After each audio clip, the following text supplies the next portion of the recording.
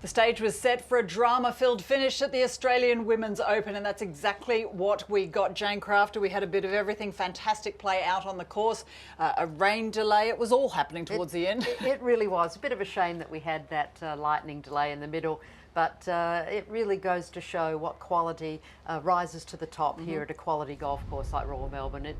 Lydia Ko just played superb golf. And as we go to the highlights here on the third hole, this is Amy Yang for birdie. And just a beautiful putt, well judged, showing great touch on the greens this week. Indeed, she did, Lydia Ko. Well, she was only headed momentarily. She held her nerve on pretty much everything. Well, she certainly did. This was judged to perfection. I mean, this was a hard shot that just seemed so easy. She can't even believe it went in. Exactly, and just had to wait for her caddy to let her know, as if the galleries didn't cheer loud enough to let her know. Amy Yang, though, she refused to drop out of contention. Well, she was in there for quite some time with putts like that, putting the pressure on Lydia Ko.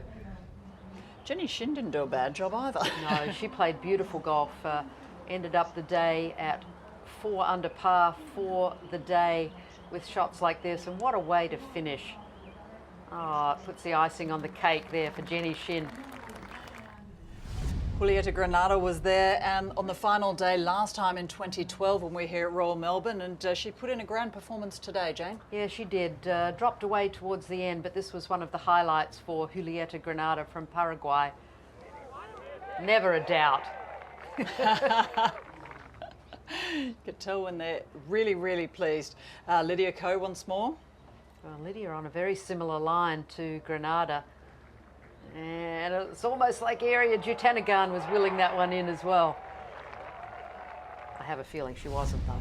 No, just secretly. That's just between you and I. Ilhi, she started off the tournament on an absolute flyer, fell off the pace before today, but came back wonderfully. Well, she did. She had an 82 in the second round, and to end up finishing in the top 10 as she did after that is tremendous. Now young Minjee Lee from Western Australia. Well done. Great way to finish there, Minjee Lee.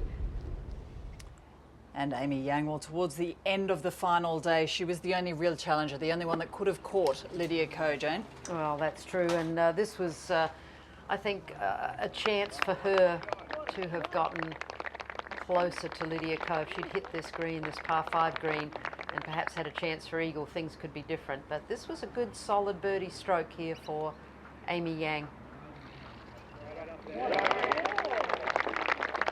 And at that stage, you thought, oh, she's in with a chance. However, when she got to 15, things started to unravel, and then just a little bit of a break there to the right. How many times have we seen that during this tournament?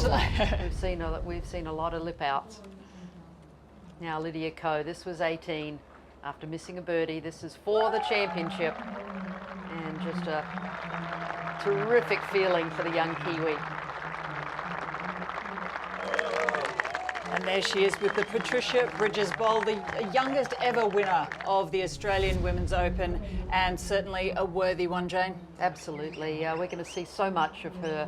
Just 17 years of age. It's really mind-boggling to think what she's accomplished, and just so precise, so consistent, that really she was the one to beat from the get-go.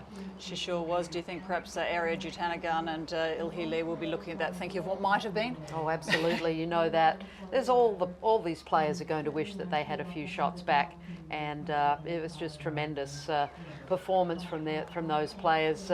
Last time we played here, Jessica Corder was the winner in 2012, and then Australia's wonderful Kari Webb with a couple of rounds under par on the weekend, finishing their 16th.